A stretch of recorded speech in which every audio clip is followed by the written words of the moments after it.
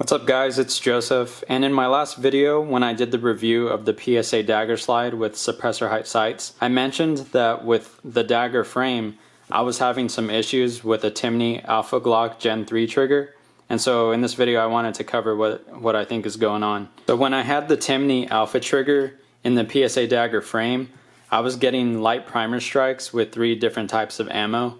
And that was Norma, S&B, and PMC all 115 grain. I even took some of those rounds with the light primer strikes and I put them back into the gun. And again with the Timney trigger, another light primer strike and the rounds just wouldn't go off.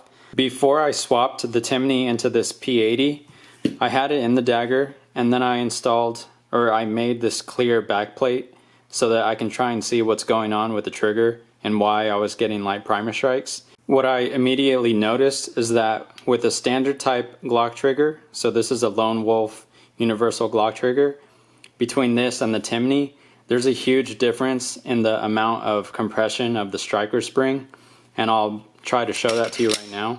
If you watch this cross that's in here, this is the back of the striker, and you'll be able to see that as I pull this, you'll get to see how far back the striker moves and how much the striker spring is compressed. So I'm pulling and pulling, and you can see that the striker goes back pretty far before it's released, resulting in a very hard strike. And now let's compare that to the Timney. So I'll take the P80 that has the Timney in there and watch the striker again.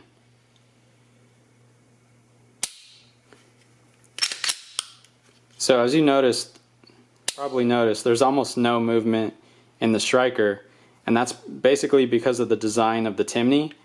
The sear moves vertically down, and I'll show you this later when I take the slide off. The sear moves vertically down to release the striker compared to a standard Glock type trigger that pulls it backward and down. I actually measured the difference, so I took this tool, put it to the back of the striker as I had this like pulled down as far back as it would go before releasing. So I took this measurement here and I found that the Timney is about 1.5 millimeters more forward right before the release compared to a standard Glock type trigger. So in other words, a standard trigger pulls the striker and compresses the spring an extra 1.5 millimeters. After I installed the Timney into the P80, I tested it at the range, and I was getting 100% function with the same ammo. And what I measured was that this allows the striker to get pulled backward an extra 0.5 millimeter. And I guess that was all the difference it took in order to get good function in the P80 versus no function or light primer strikes with the Dagger lower. Let me try and show you what I meant earlier and how the trigger releases the striker. So in the bottom I have the Dagger with a standard Glock type trigger, and okay, this is pulled back already, so I'm gonna pull it forward and watch basically the sear, the left end of this cruciform. If you watch that, how it moves, so there it is, ready to be pulled, reset essentially. And as I pull the trigger, the sear goes backward. Compared to the Timney Alpha Glock trigger, as you pull that trigger, all that happens is the sear goes down. Oh, so the sear in this case is the left end of this piece right here that goes up and down. This is what's holding the firing pin lug in a Timney. And so as I pull that, you can see all that happens in that case as you pull the trigger is that the sear goes downward compared to forward and backward. And like I said, the difference in these two, how far back they go, is about 1.5 millimeters.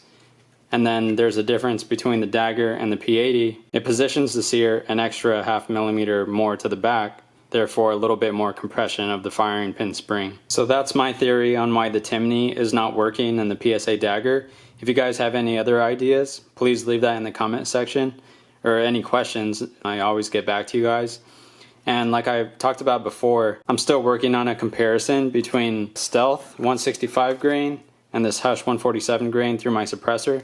So if you guys want to see that comparison, please like, subscribe, and share, and then I'll talk to you guys next time. And if you guys know the best trigger that does work in the PSA Dagger frame, leave that in the comments below too, because I only want to install a trigger one more time since the correct pins are roll pins and it's kind of a pain getting those in and out.